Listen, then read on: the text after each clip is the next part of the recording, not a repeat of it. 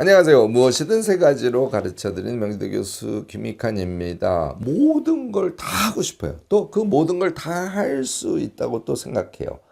한편으로는 모든 걸 다 해야 한다고 생각해요. 이런 마음가짐이 무지하게 위험합니다. 그래서 왜 이게 위험한지를 오늘 말씀을 드려보고요. 빼기라고 하는데 이 빼기가 삶에서 갖는 의미에 대해서 함께 알아보려고 합니다.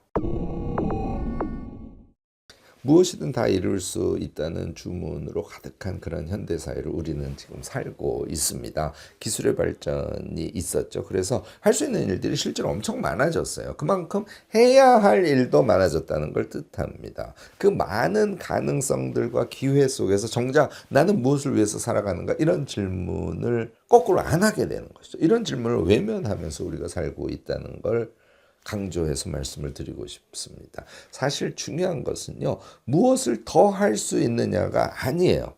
이미 하고 있는 많은 일들 중에 무엇을 뺄 것이냐, 이것이 정말 중요할 수 있습니다. 이번 영상에서는요, 내가 진정 원하는 삶을 위해서 무엇을 빼면 좋을지 이 질문을 던져보는 시간을 여러분들과 함께 가져보려고 합니다.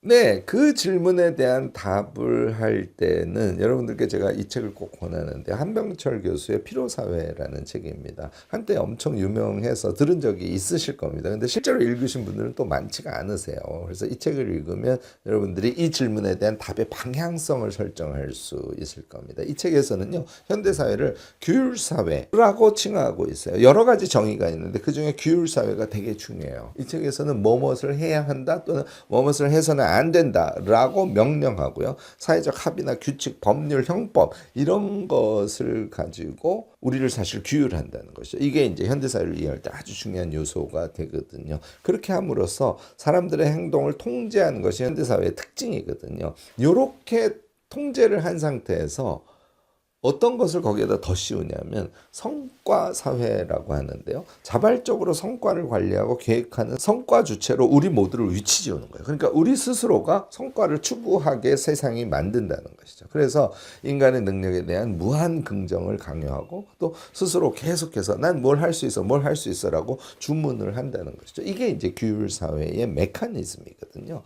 이 규율 사회의 시스템이 작동을 하면서 거기에다가 성과 사회적 성격이 덧대어진 거 이게 이제 현대 사회의 특징인데 그래서 결국은 사람들은 할 수 없음 빼기죠. 이것을 상상할 수 없는 상태에 빠져버리게 되는 겁니다. 외부에서 가하는 규율에서 직접적으로는 자유로운 현대사회다 이렇게 착각할 수 있지만 결국은 스스로가 만들어낸 규율에 지배당하는 그런 아이러니가 우리의 현대사회에서는 작동을 하고 있다. 이렇게 여러분들 정리하실 수 있을 겁니다. 성과사회의 특징은요. 무한 긍정에 있어요.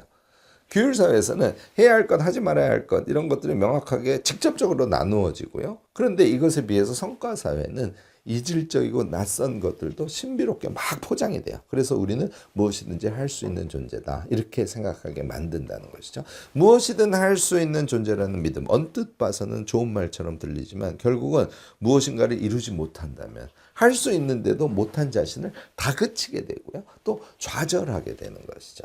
우리 시대가 포기하기를 포기한 시대일 수 있습니다.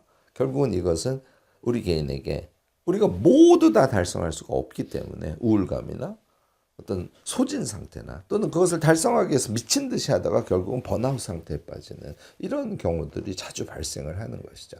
한병철 교수가 이렇게 표현하고 있어요. 아무것도 가능하지 않다는 우울한 개인의 한탄은 아무것도 불가능하지 않다고 믿는 사회에서만 가능한 것이다.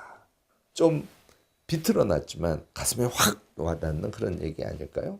저는 이렇게 얘기합니다. 삶의 의미라는 것은요, 본질적으로 빼기에 있다.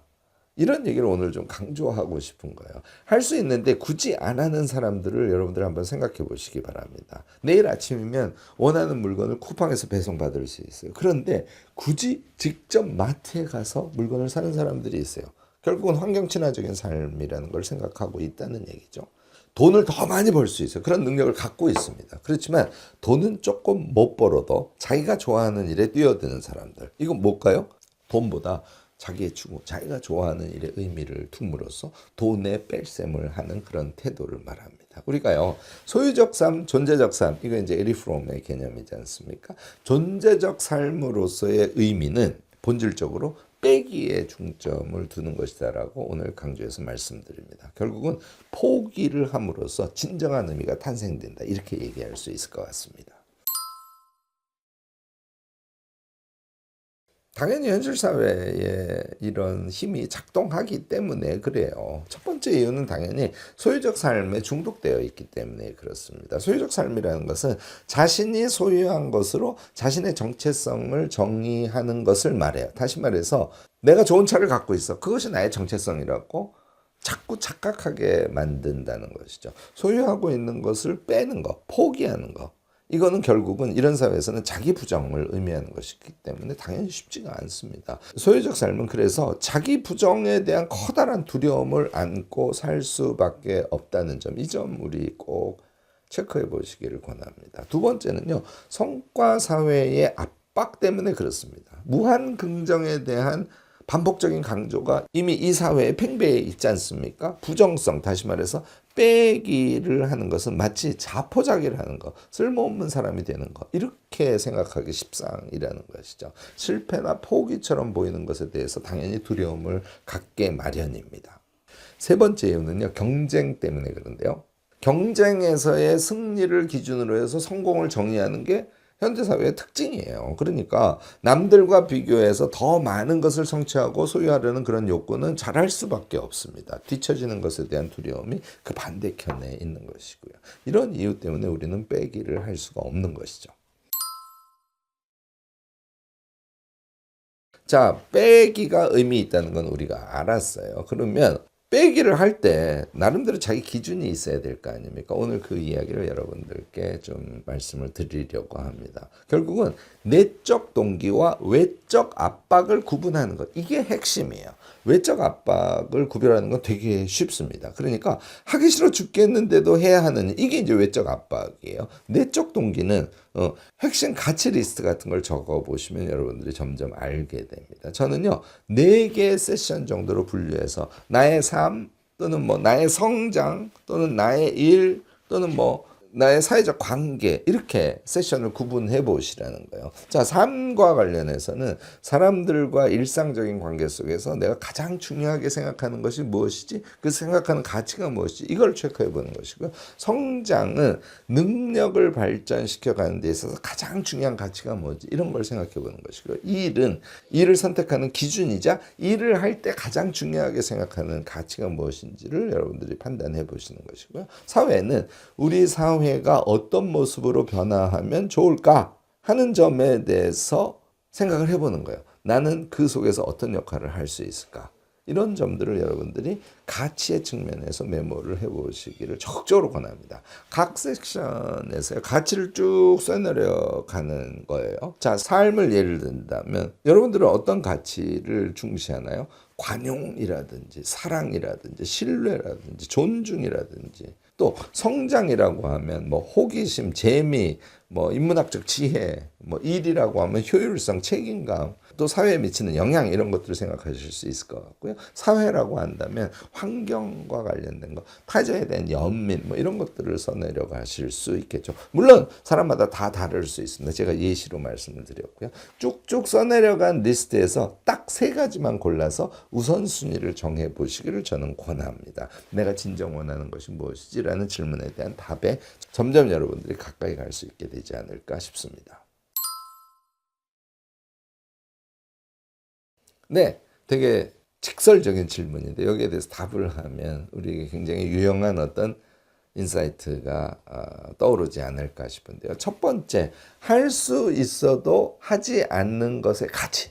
이것을 좀 여러분들 꼭 생각하시길 권합니다. 삶의 의미는요, 한명철 교수의 말처럼 할 수 있어도 하지 않는 것으로부터 나온다, 이렇게 얘기할 수 있습니다. 조금 역설처럼 느껴지지만 실제로 해보면 너무너무나 정말 확 와닿는 얘기예요. 의미를 획득하고 그것을 견지해 나가는 삶에서 느끼는 것, 진정한 의미의 어떤 자존감으로 우리를 도달하게 만들어주죠. 소유적 삶으로서의 자존감이 아니라 결국은 진정한 의미로서의 자존감을 여러분들이 획득하실 수 있게 될 겁니다. 두 번째가요. 한계에 대한 인식을 정확하게 하는 것이 아주 중요합니다. 무한한 가능성, 무한한 실현.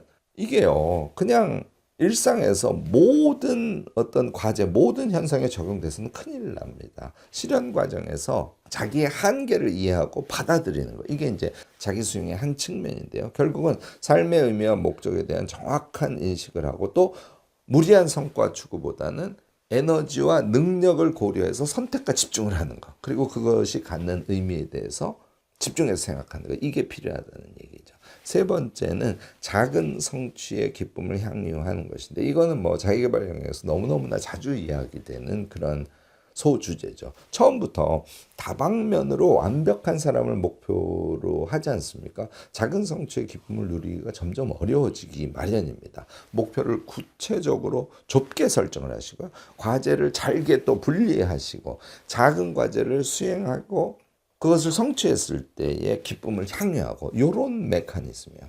그래서 그 메커니즘이 돌면 내가 참 잘했어 하고 스스로를 칭찬하고 또 그 과정에서 나에게 긍정 영향을 미친 요소들 또는 사람들에게 감사해하고 이런 삶을 여러분들이 살아가는 것이 엄청 중요하다고 생각합니다. 오늘은 제가요 여러 가지를 목표로 설정해서 막 꿈을 향해서 막 그냥 미친 듯이 달려가는 이 힘에 약간의 제동 장치를 걸어 보시고요.